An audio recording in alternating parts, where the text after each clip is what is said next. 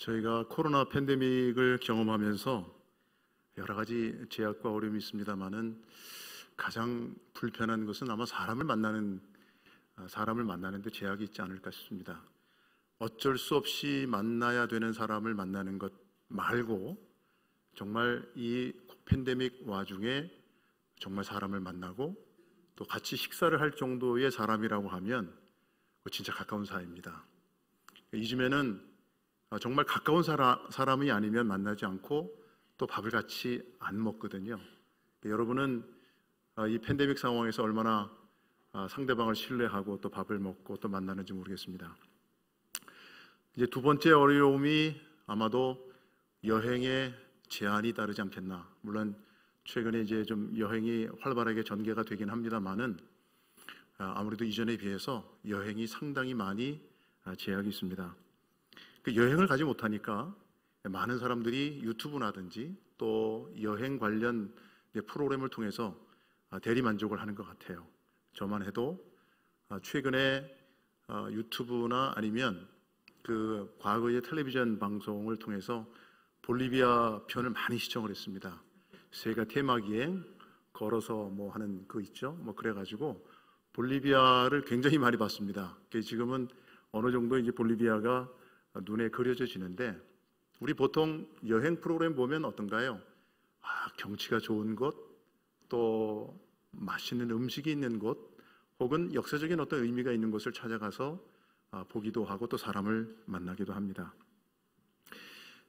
보통 우리가 이 여행을 참 좋아하는데 이 여행의 우리 기독교적 관점에서는 어떤 여행이 있을까 하는 생각을 해봅니다. 우리가 어떤 여정이라는 표현도 쓰고요. 또 순례라는 표현도 씁니다. 순례자라고 하는 그 필그림이라고 하는 것이 영어 사전을 찾아보니까 someone who travel holy places. 그러니까 아마도 거룩한 곳을 찾아가는 그 여행 자체를 아마 순례자, 그 사람이라고 좀 하는 것 같은데요. 존 버년이 쓴 철로 역정이라고 하는 책에 보면 그 주인공인 크리스찬이 사망의 도시, 죽음의 도시에서 천신만고 끝에 하늘의 도시를 찾아가는 그 여정을 쫙 그리고 있습니다.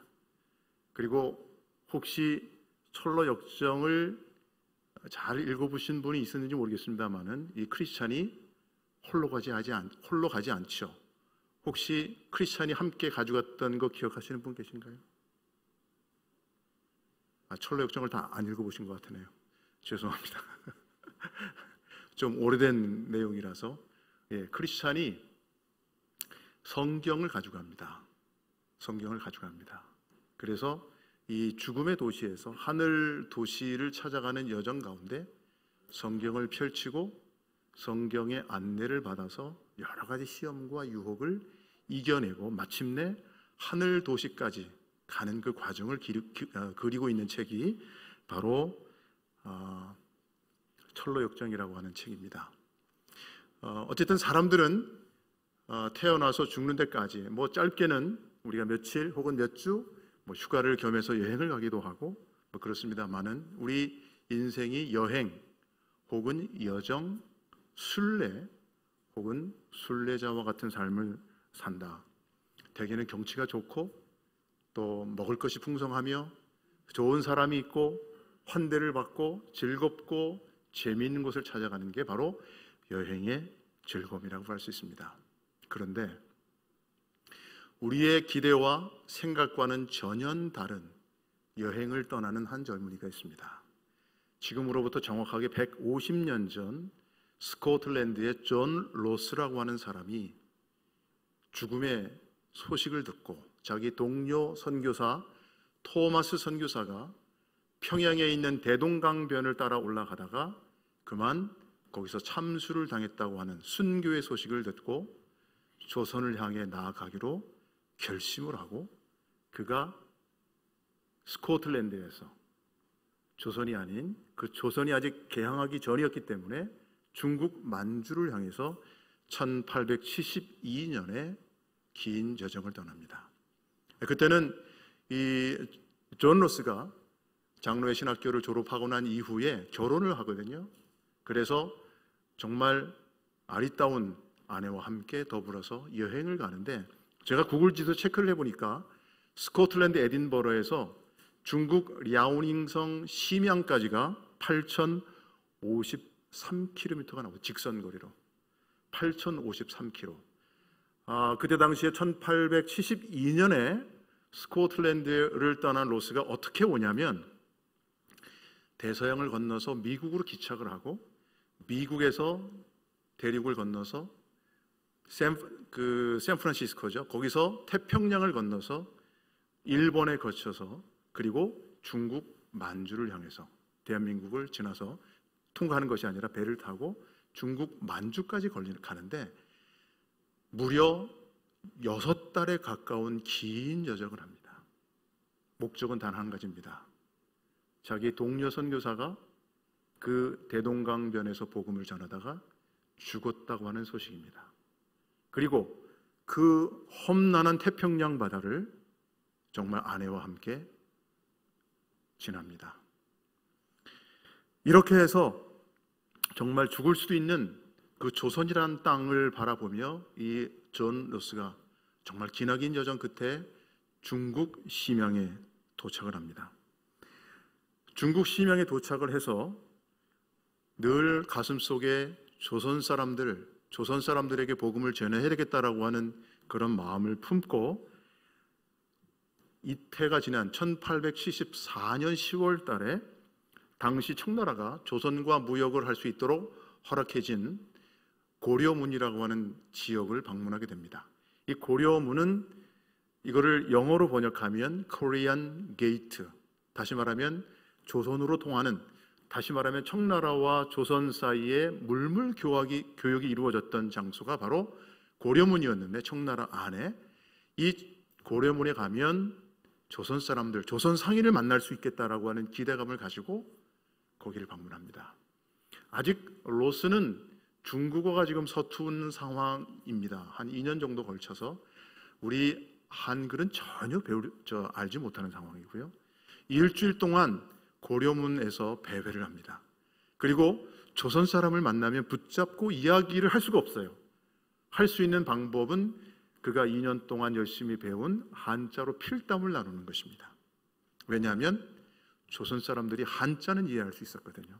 그래서 필담을 나누면서 조선 사람들과 조우를 하고 그들에게 어설프지만 한자를 통해서 기독교를 소개하고 예수 그리스도를 전합니다. 그런데 아무도 관심이 없어요. 왜 그렇겠어요? 지금 이 고려문이라고 하는 것은 그 조선에서 온 상인들이 돈을 벌기 위해서 온 사람들이 그 관심이 없었거든요. 아시는 것처럼 당시 대원군이 세국 정책을 펼치고 있었기 때문에 소위 서양의 학문이나 종교를 대하는 것은 마치 목숨을 내는 것과 같은 그런 위험한 상황이었기 때문에 그렇습니다. 그런데 존 로스가 거의 일주일 동안의 일정을 마치고 돌아가야 되는 그 마지막 날이 됐는데, 한 사람이 로스가 묵고 있는 여관으로 찾아옵니다. 그리고는 이 사람이 로스에게 그 사람이 소개한 책자, 한문 성경에 대해서 관심을 갖습니다. 존 로스가 그 사람에게 성경 한 권을 전해줍니다. 이것으로서 존 로스의 첫 번째 고려문 여행은 끝이 납니다. 아무런 결실이 없습니다. 그리고 난 다음에 얼마 있다가, 첫 번째 고려문을 방문한 이후에 얼마 있다가 그만 존 로스의 부인이 첫 번째 아이를 출산하고 난 다음에 얼마 있다가 그만 세상을 떠나고 맙니다. 아마도 오랜 장거리 여행과 낯선 곳에서의 음식과 기후와 여러 가지 환경이 맞지 않았을 것입니다. 존 로스의 아내가 세상을 떠나게 됩니다. 여러분 아시겠지만은 한 사람이 평생을 살아가면서 가장 큰 그 마음의 상실과 충격을 받는 것이 배우자의 사망이라고 합니다. 죄송하지만 부모의 사망도 아니고 자녀의 사망도 아니고, 사실은 가장 큰 충격을 받는 것이 배우자의 사망이라고 합니다. 그런데 존 로스 선교사는 그 부인이 세상을 떠나고 난 이후에 고려문 여행을 기획을 합니다. 어떻게든 조선 사람들에게 복음을 전하기 위해서 조선 말을 배워야 되겠다는 생각을 갖고 고려문을 두 번째 방문을 합니다. 그리고 구체적으로 자신에게 조선 말을 가르쳐줄 사람을 찾습니다. 그래서 중국 상인을 통해서 누구를 소개를 받냐면 이응찬이라고 하는 사람을 소개를 받습니다. 이응찬에게 월급을 주고, 그리고 그 사람에게 이제 우리 한국어를 이제 배우게 됩니다. 자, 그러면 여기서 이응찬이라는 사람이 누구인가 궁금해집니다. 이응찬이라고 하는 사람은 평안도 의주 사람인데 상인이었습니다. 이 조선에서 물건을 해와 가지고 압록강을 건너서 청나라 이 고려문에 와서 물건을 팔고, 또 고려문에서 청나라 물건을 사가지고 압록강을 건너서 가서 물건을 파는 그런 사람이었거든요. 그런데 그만 강을 건너다가 풍랑을 만나게 되면서 조선에서 해오던 모든 물건들을 그만 강에다 다 수장을 시켜버리고 맙니다. 결국 이 이응찬이라고 하는 사람이 쫄딱 망하게 되는 것이죠. 이응찬이 이렇게 로스의 조선말 선생이 되면서 자기 고향으로 잠시 돌아가서 이야기를 하는 중에 자기의 친구들을 만나게 되는데, 그 친구들이 누군가 하면 김진기, 이성하, 이익세, 그리고 백홍준이라고 하는 사람을 만나서 그들을 데리고 로스에게로 데려갑니다.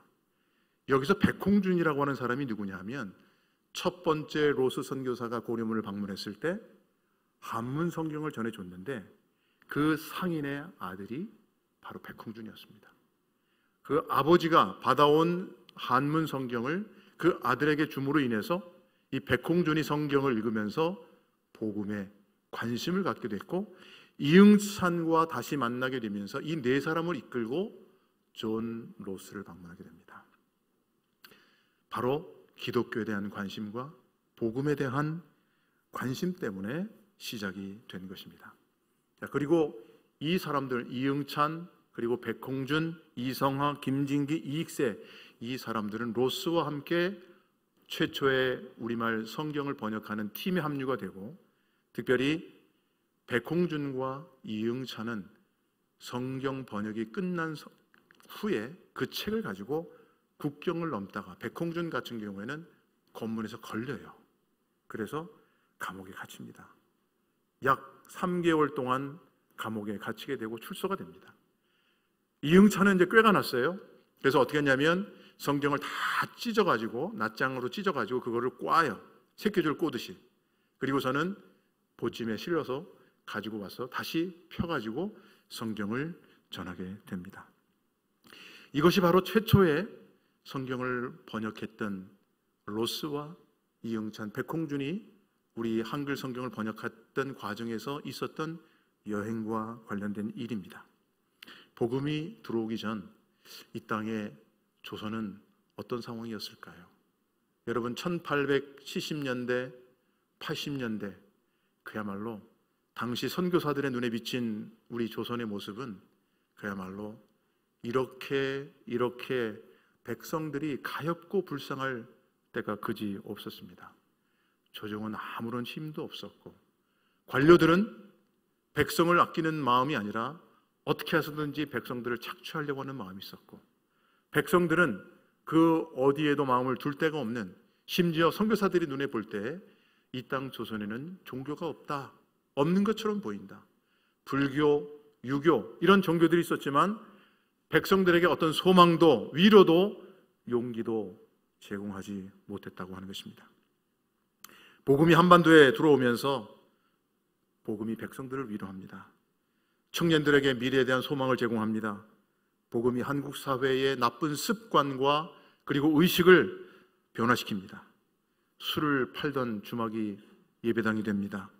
유명한 노름꾼이 교회의 집사가 됩니다. 성경이 보급되는 곳에 예수 그리스도의 복음이 증거되고, 그리고 전국 방방곡곡에 교회가 세워졌습니다. 오늘 읽은 본문 말씀은 바로 요시야 왕이 등장을 합니다. 남유다의 16번째 왕으로 등극합니다. 이 요시야가 살았던 이 시대는 국제적으로 참 복잡 미묘한 상황이었습니다. 그 전까지만 하더라도 아수르가 당시 중동 지역을 중심으로 한 곳에 패권을 잡고 있었는데 북이스라엘이 멸망을 하게 되면서 남유다가 이 아수르와 국경을 맞닿게 되는 그런 상황이 되었습니다. 그런데 문제는 여기서 끝나는 것이 아니라 지금 이 아수르는 저물어가는 강대국이었고 신흥 강국이 부상하고 있었는데 바벨론이라고 하는 나라가 부상을 하고 있었습니다. 이 바벨론만 있는 것이 아니라 이집트가 요시야가 즉위할 때 이집트가 발흥을 하기 시작해서 이 남유다를 둘러싼 아수르, 바벨론, 이집트가 엄청난 힘을 발휘하면서 힘의 균형이 깨어지게 되면서 남유다는 어찌해야 할 줄 모르는 그런 위험한 곤경에 빠지게 된 것입니다. 국내적으로는 요시야의 아버지였던 아몬이 통치 2년 만에 그만 부하의 손에 의해서 암살을 당하고 맙니다.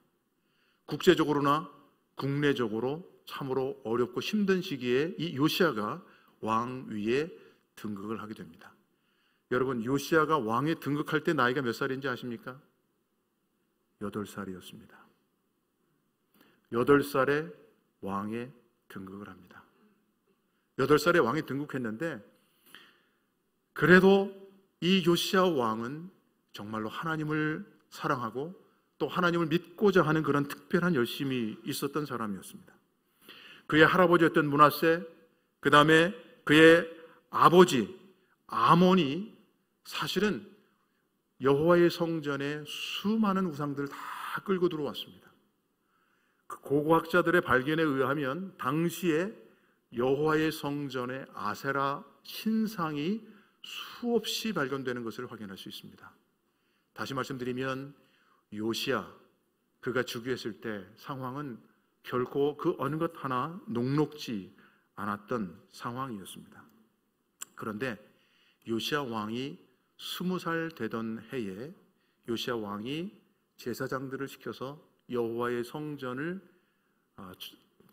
재건하게 하는 그런 작업을 하다가 율법책을 발견하게 됩니다. 아니 여러분, 주전 600년 어간에 사실은 책이라고 하는 것 자체가 굉장히 희귀했던 시기였죠.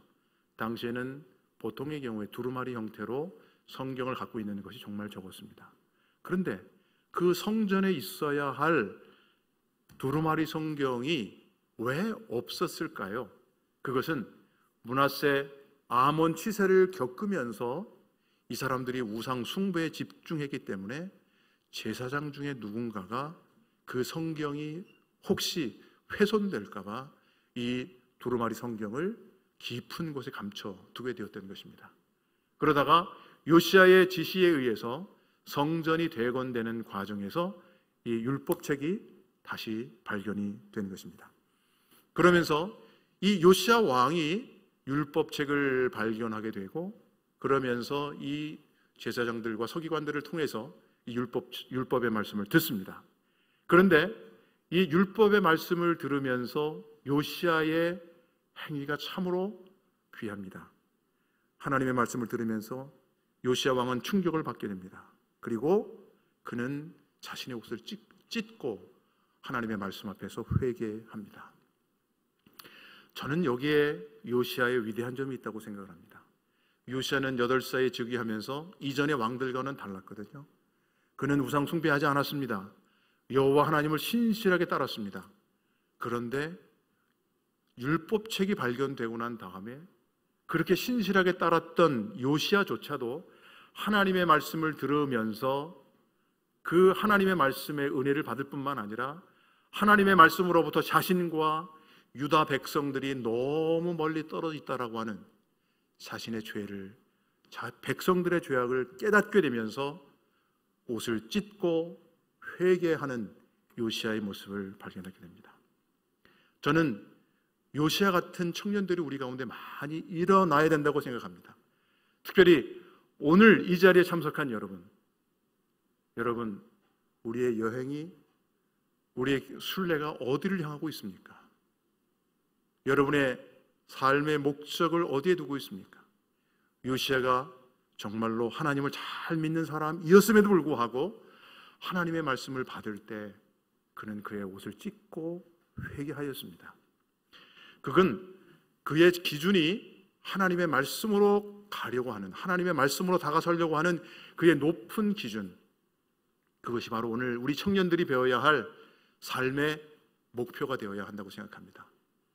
내가 아주 좋은 직장에 취직을 해서 아주 좋은 배우자를 만나서 잘 먹고 잘 사는 것 훌륭합니다. 좋은 일입니다.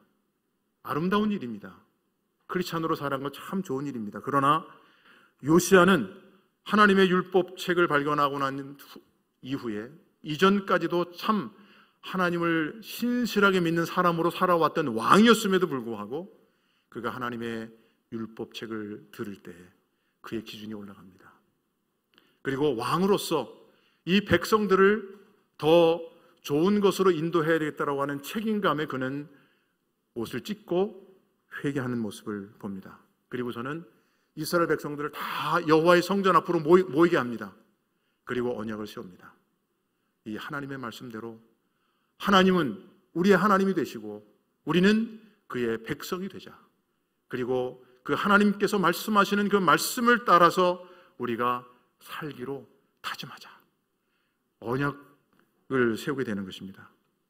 그리고 난 다음에 요시야가 1년의 개혁 조치를 하게 되는데, 첫 번째는 예루살렘 성전을 깨끗하게 정화하는 일을 하게 됩니다. 예루살렘 성전 안에 있었던 갖가지 우상들을 다 제거해버립니다. 그리고 두 번째는 유다 안에 있는 각종 산당을 다 제거해버립니다. 그리고 그 산당을 섬기고 그 산당에 여러 관계했던 제사장들을 다 없애버립니다. 그리고는 옛 북이스라엘의 예배 장소였던 베델 제단을 없애버립니다. 그 베델 제단, 원래는 예루살렘 성전 하나밖에 없었는데 북이스라엘과 남유다가 갈라지게 되면서 여로보암이 화가 났어요. 왜냐하면 나라가 이제 두 쪽에 났지 않습니까? 여로보암과 르호보암 두 사람에 의해서 나라가 갈라지게 됐는데 백성들이 예루살렘 성전으로 가는 거예요. 여로보암이 화가 나요. 그래서 예루살렘 성전으로 가게 되면 자기가 인기가 떨어질까 봐서, 정치적인 입지가 약화될 것 같아서 베델에다가 그리고 단에다가 성전을 짓습니다. 그리고 거기에 제사하도록 만듭니다. 그리고 원래 아론, 레위 족속들에게만 제사장 직위를 갖도록 했는데 모든 백성에게 문호를 개방해서 그만 성별하지 않은 제사장들이 그 산당을 섬기면서 성전이 훼손되게 되는 것입니다. 자, 이렇게 훼손된 것들을 모두 다 정리를 합니다. 그리고 마지막으로 요시야가 유월절을 지키게 합니다. 요시야가 유다 백성들이 하나님 앞에 나아가도록 합니다. 하나님을 사랑하고 그에게 복종해야 할 의무를 일깨워 줍니다. 여러분, 지금 요시야가 행하고 있는 것은 율법주의를 말하고 있는 것이 아닙니다. 하나님의 말씀을 들려주고 너희가 이 하나님의 말씀대로 살아야 되지 않겠느냐라고 하는 그 하나님과 백성들 사이를 이어주는 그 역할을 하고 있는 것입니다. 한국교회가 하나님의 말씀의 기초 위에 세워졌고 또 한국교회는 이 하나님의 말씀을 중심으로 해서 성장해 왔습니다. 요시야가 율법책이 숨겨진 것을 발견해서 그 율법책의 말씀을 듣고 언약을 했던 것처럼 오늘 우리가 다시 율법의 말씀을 들어야 하지 않겠는가 하는 생각이 듭니다.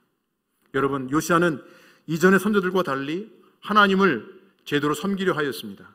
그가 국내외 어려운 상황 속에서 그가 정말 백성을 사랑하고 나라를 든든하게 서갈 수 있었던 비결은, 그 힘은 어디에서 나왔습니까? 바로 그것은 하나님의 말씀을 듣고 하나님의 말씀을 지키는 일이었습니다. 저희가 우리 창조교회가 한 달 동안 볼리비아에 성경을 보내는 일을 위해서 헌금을 모으고 이제 볼리비아에 성경을 보냅니다. 이제 여러분에게 볼리비아에 대한 간략한 좀 소개를 하려고 합니다. 잠깐 우리 화면을 좀 띄워주시겠습니까? 남미의 그 중앙부에 위치한 이 볼리비아라고 하는 나라가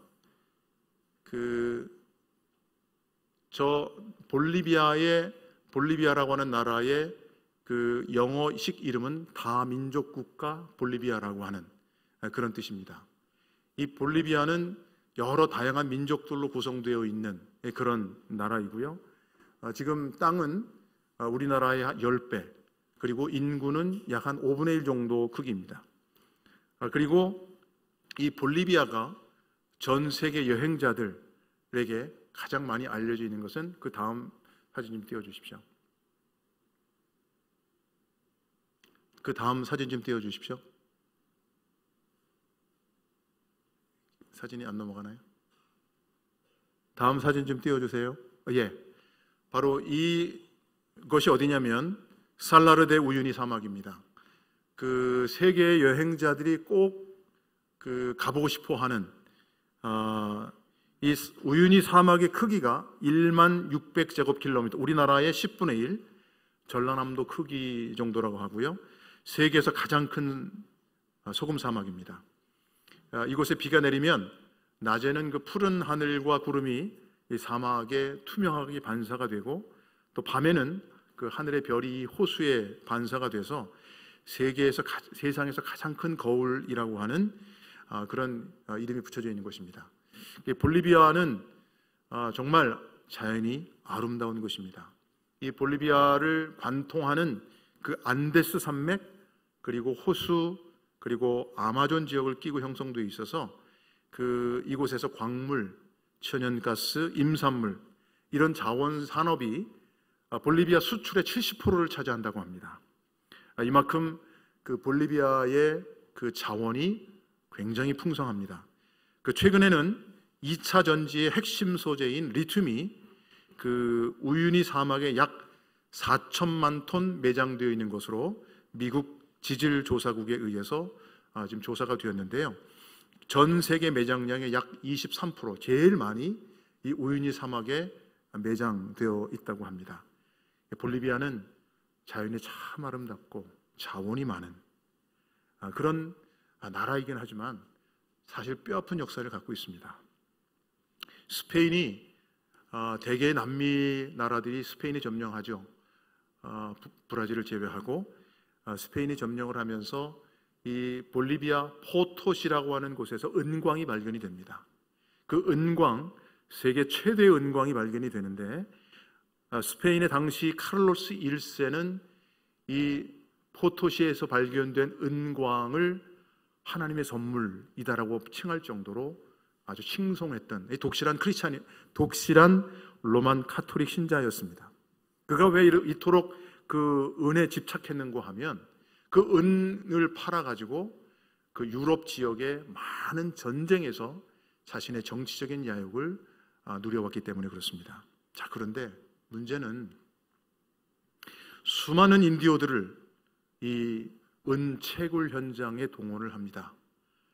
심지어는 그 은채광 생산량을 높이기 위해서 코카잎이라고 하는, 원래 그 코카잎이라고 하는 것은 그 나라의 소위 그 신전에서, 토속 신전에서 제사 일을 돌보는 그 제사장들에게 환각 상태에서 하는, 그 환각 상태에 들어가게 하는 것으로 사용이 됐었는데, 그 아주 엄격하게 관리가 됐었는데, 그만 이 스페인 제국이 은을 채광하는 일에 이 코카잎을 채굴 노동자들에게 강제로 먹입니다.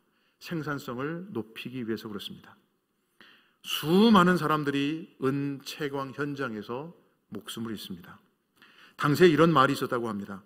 포토시에서 생산된 은으로 다리를 놓으면 스페인 마드리드까지 이어지고, 은 생산을 위해서 죽은 인디오의 시체를 이으면 영국의 런던까지 간다. 말이 있을 정도로 그만큼 심했다고 합니다.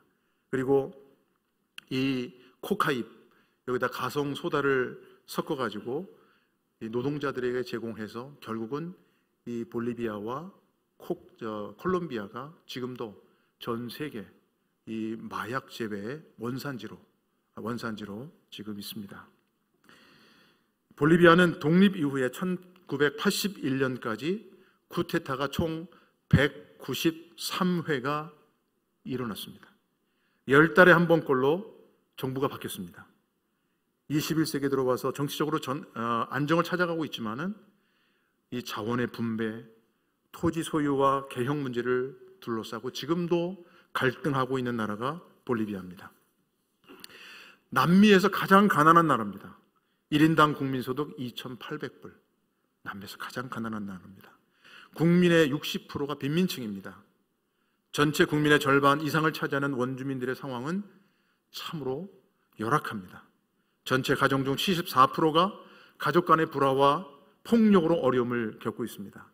이혼율이 50%. 특히 가정폭력으로 인해서 고통받고 있는 여성들의 숫자가 증가하고 있습니다.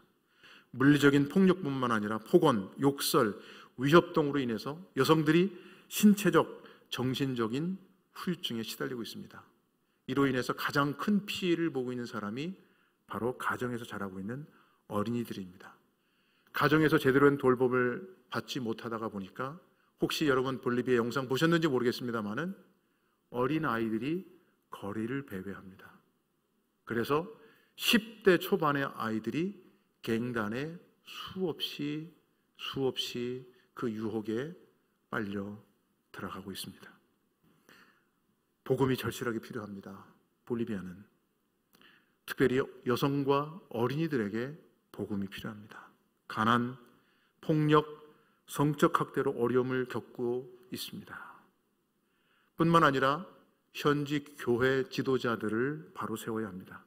제가 여러 나라를 가본 것은 아닙니다만은 남미에 있는 나라들을 가면서 제가 듣는 이야기가 있습니다. 로만 카톨릭은 로마 교황청으로부터 지원을 받아서 그 사제가 되는 사람들은 그야말로 고등교육을 받습니다. 그러나 남미에 있는 대다수의 목회자들은 중학교 혹은 고등학교의 학력을 졸업하고 속성과정, 6개월 혹은 1년의 속성과정을 거치고 난 다음에 목회자가 된다고 합니다. 그래서 그 세상 사람들이 잘 인정을 해주지 않습니다. 뿐만 아니라 충분한 고등교육을 받지 못했기 때문에 성경 말씀을 제대로 교육하기도 어렵습니다. 일반적 지식 수준도 많이 부족한 것이 현재 남미의 수준입니다. 목회자들이 체계적인 신학교육과 성경교육이 필요한 나라가 바로 볼리비아입니다. 그리고 스페인 제국이 들어오면서 로마 카톨릭이 함께 들어왔습니다. 지금 전체 인구의 75%에서 80%가 카톨릭 교도들입니다. 그런 어느 통계에 의하면 90%, 95%도 있습니다. 대다수의 사람들이 이름은 있지만 믿음이 없습니다. 거의 대부분의 사람들이 습관처럼 아이가 태어나면 성당에 데려가서 영사를 줍니다. 그리고 크리스마스를 잘 지킵니다. 본인은 로마 카톨릭 교도라고 생각을 합니다. 그들은 믿음이 없습니다. 구원의 확신도 없습니다. 그들은 하나님과 관계없이 삽니다. 그들에게 하나님의 말씀은 사실 너무 멉니다. 하나님의 말씀을 읽지도 들으려고 하지도 않습니다. 그들에게 복음의 가치와 의미를 전달해서 진정한 그리스도인으로 거듭나도록 도와야 합니다. 150년 전 존 로스 선교사가 정말 오랜 시간 끝에 중국 만주에 와서 우리말로 성경을 번역하고 또 우리에게 복음을 전해줬습니다. 제가 구글 지도로 우리나라 서울에서 그 볼리비아의 산타 크루즈라고 하는 것을 검색을 해보니까 직선 거리로 17,000km. 정말 멉니다. 정말 멉니다. 존 로스가 그러나 우리는 6달까지는 걸리지 않습니다. 6달까지는 걸리지 않습니다.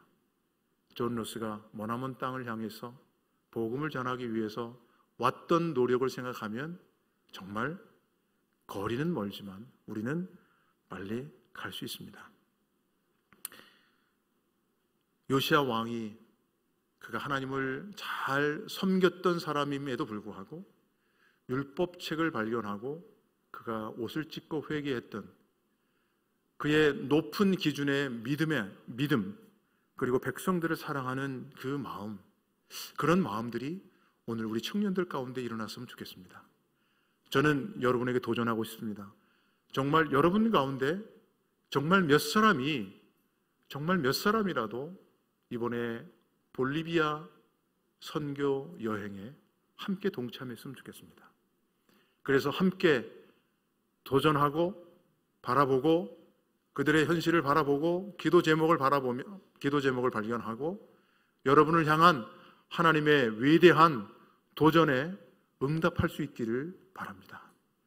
이 여행에 우리가 함께 할 수 있으면 좋겠고 또 우리 함께하는 모든 분들을 위해서 여러분이 함께 마음을 모아 주셨으면 좋겠습니다. 기도하겠습니다. 하나님, 150년 전에 이 땅을 향해 머나본 선교 여정을 꾸리고 목숨을 걸고 복음을 전했던 존 로스 선교사와 수많은 선교사들의 헌신과 발걸음을 기억합니다. 오늘 이 시대를 살아가는 우리 젊은이들 가운데 하나님 도전하시고 저들 가운데 말씀하여 주시기를 원합니다.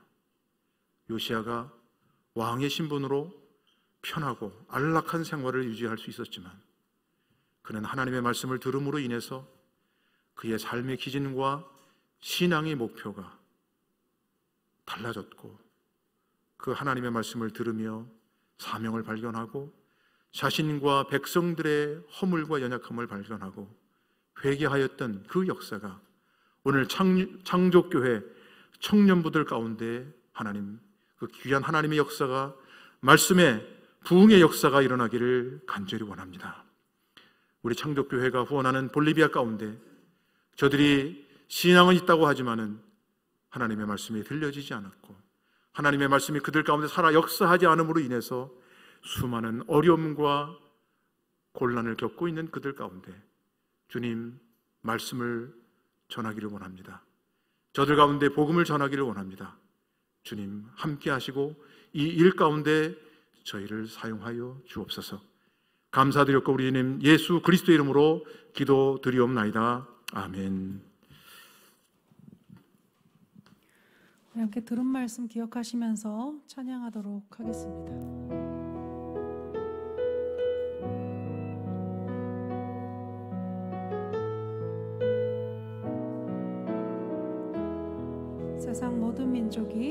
세상 모든 민족이 구원을 얻기까지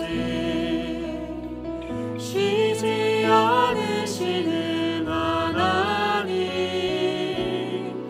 주의 심장 가지고 우리 이제 일어나 주 따르게 하소서. 세상 모든 육체가 주의 영광 보도록 우리를 부르시는 하나님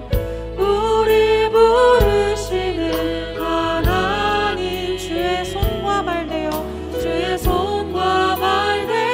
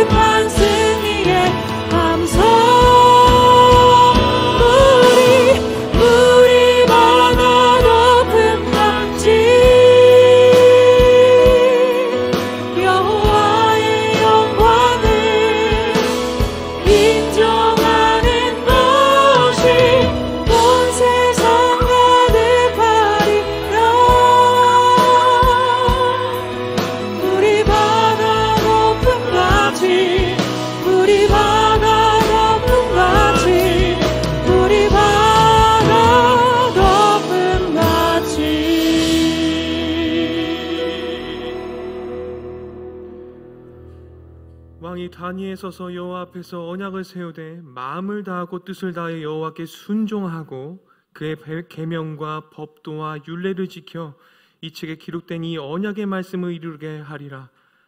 백성이 다 그 언약을 따르기로 하니라. 아멘.